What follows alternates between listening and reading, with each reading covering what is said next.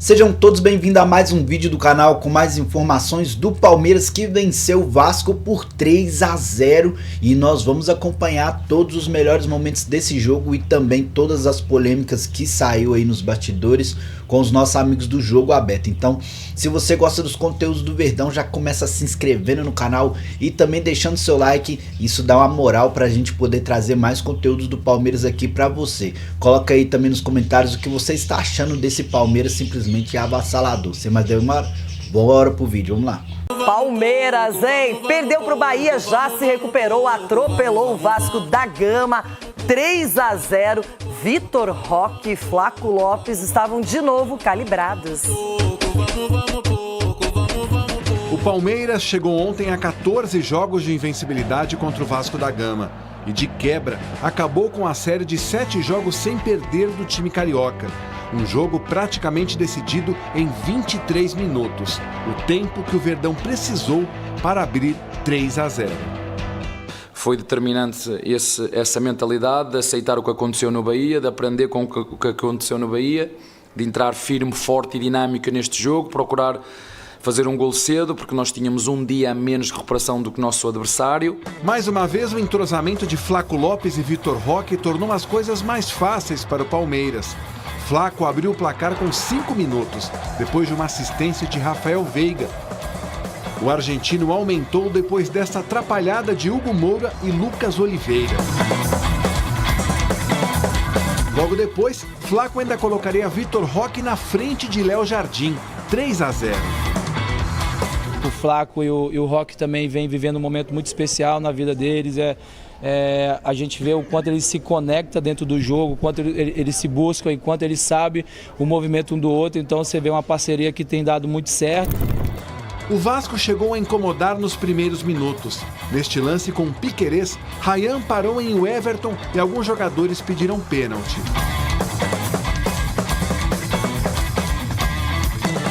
Eu achei que no primeiro tempo o torcedor tem razão.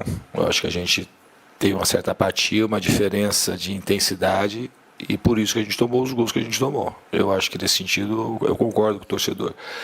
No segundo tempo a gente melhorou basicamente no nosso estado anímico e foi um jogo mais equilibrado. O Palmeiras teve chance de fazer mais gols, a gente teve chance de fazer gol, então foi um jogo ok, um jogo equilibrado. A gente não foi brilhante em nenhum momento do jogo.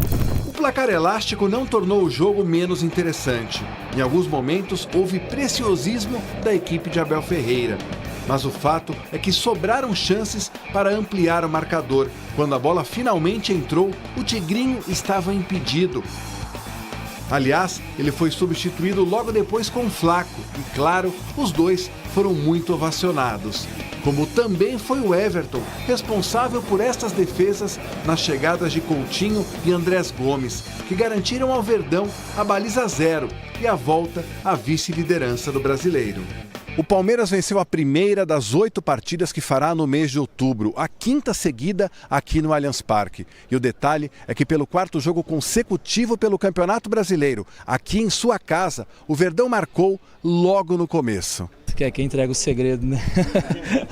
O cara quer que entrega o segredo. Acho que é a forma como a gente entra para jogar, aquilo que o Abel pede, é ser forte no começo do jogo. No começo do jogo, às vezes, ele pode nos dar tranquilidade para o decorrer da partida, que é o que vem acontecendo nesses últimos jogos, principalmente em casa. Edu, não demorou muito, o Palmeiras já se recuperou na competição e se recuperou jogando um futebol de alto nível. Já tinha feito 4-1 no Inter, 4-1 no Fortaleza em casa, agora 3-0 no Vasco da Gama. Tem aproveitado muito bem o Allianz Parque, tem jogado muito para essa dupla, Flaco Lopes e Vitor Roque, e está funcionando. Renata, está funcionando e sempre é bom quando você tem numa derrota como aconteceu no final de semana, no próximo você dá uma resposta. E o Palmeiras deu essa resposta, jogou muito bem, os 25 minutos aí que o Palmeiras jogou de uma forma inteligente, atraiu a equipe do Vasco da Gama para que você aproveitasse as costas da defesa. Então eu vejo assim, um Palmeiras hoje maduro, sabendo o que faz dentro do campo. Então o Abel, o que ele fez? Ele fez uma linha de 3 com o Aníbal ali no centro, né? Espetou o Felipe Anderson para marcar o PH, que é um ponto forte da equipe do Vasco, e trouxe também o Andreas Pereira, que tem uma armação muito bem juntamente com o Veiga. Então isso acabou dificultando a equipe do Vasco na marcação, e esses jogadores, quando tem a bola nos pés, tem a qualidade e tem a visão de jogo, como o Veiga fez no primeiro gol. Então acho que parabéns aí pelo Palmeiras, parabéns o que foi feito no jogo. Quando você faz 3-0 em 25 minutos do primeiro tempo, no segundo tempo é normal você tirar o pé, é normal também que a equipe adversária tenta sair mais para o jogo. Teve chance sim de fazer gols, a equipe do Vasco, se não fosse o Everton fazer 2 grandes defesas, o Vasco poderia ter feito gols, mas o mais importante de tudo é que venceu, né, depois de uma derrota como aconteceu contra o Bahia. E Rona, 3-0, onde o sistema defensivo do Palmeiras também no segundo tempo foi pressionado e mostrou uma resposta. Não tomou gols, se manteve de uma maneira tranquila. O Vasco já tinha 3-0 contra, então a gente viu que o Palmeiras dominou, poupou jogadores, fez as trocas. Um jogo bem equilibrado, bem balanceado pelo lado palmeirense. Não, e ontem ficou provado mais uma vez que o Palmeiras, ele, independente do adversário, ele quer fazer o primeiro gol. Porque todo mundo vai jogar contra o Palmeiras lá falando, vou tentar encaixar a marcação para depois ver o que eu vou fazer. Ou senão vai ficar marcando, esperando, fechando as linhas para não tentar tomar gol. E acontece porque o time do Palmeiras, além de ter essa movimentação rápida, tem os 2 meninos agora que estão batendo tiro de meta, a bola está entrando no gol. O Totô chutando o tapetinho, a bola está entrando no gol. A verdade é essa aí, o Palmeiras jogando em casa, são 15 minutos amassando o adversário, qualquer um, faz o gol, depois começa a administrar, começa a ver as leituras, começa a correr menos, porque eles começam numa volúpia que não tem pra ninguém. E se você for lá só para marcar também, não espetar algumas vezes, não tirar o time da defesa, você vai ser goleado.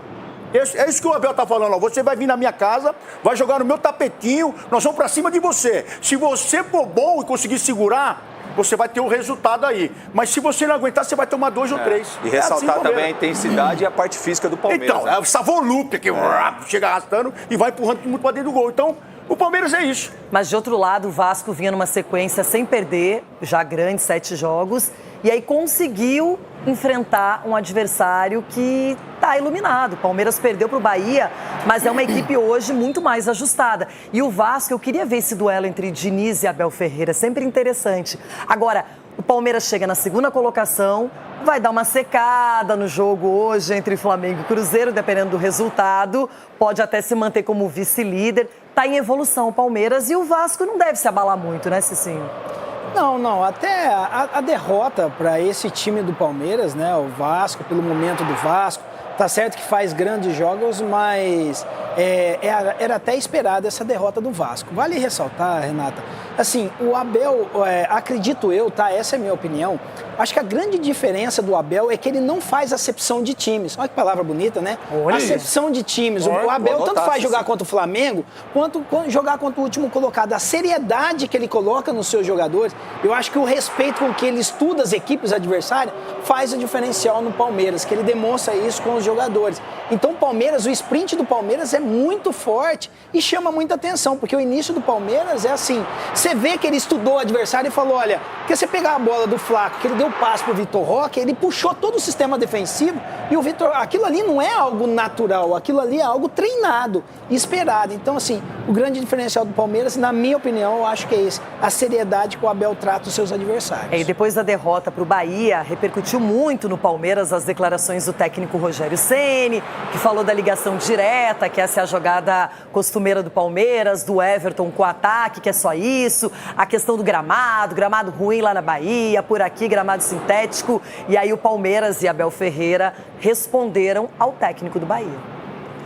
Então, assim, eu não acompanho de fato, mas falar que o Palmeiras só dá chutão e ninguém falar do campo, daquilo que a gente jogou naquele domingo, acho que é uma falta de respeito com os atletas, jogar naquele campo.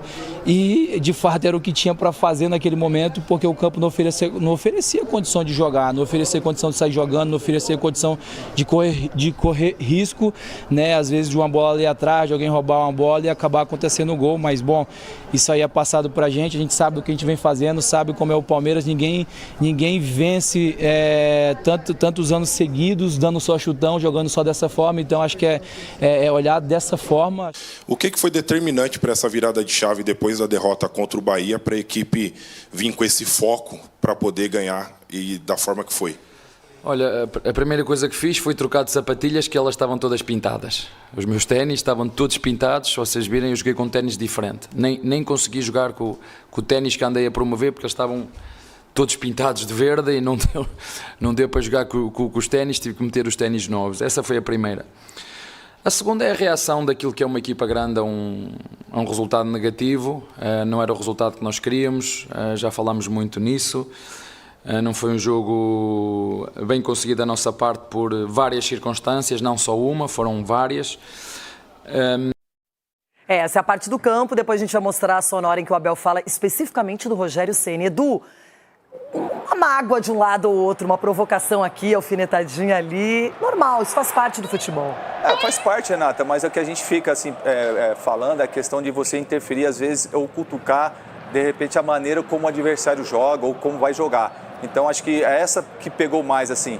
Mas o Palmeiras tem várias alternativas e várias nuances dentro do jogo. Tem hora assim que você vai dar chutão, tem hora assim que você vai sair jogando, tem hora que você vai controlar mais o meio de campo. Então são as nuances que você encontra. Agora, você falar ali num campo ruim é questão de adaptação. A adaptação, de repente, do Palmeiras naquele jogo foi dar chutão. Em alguns jogos, tempos atrás, poderia até que ser que o Palmeiras jogava dessa forma. Mas hoje o Palmeiras você vê que tem uma qualidade no meio de campo, você consegue controlar mais o jogo e consegue ter mais oportunidade de jogo, de gol com as bolas no chão. Então, eu acho que faz parte, isso é normal do futebol, de um tá cutucando o outro. Bom, já seguimos com a Série A por aqui. Pessoal...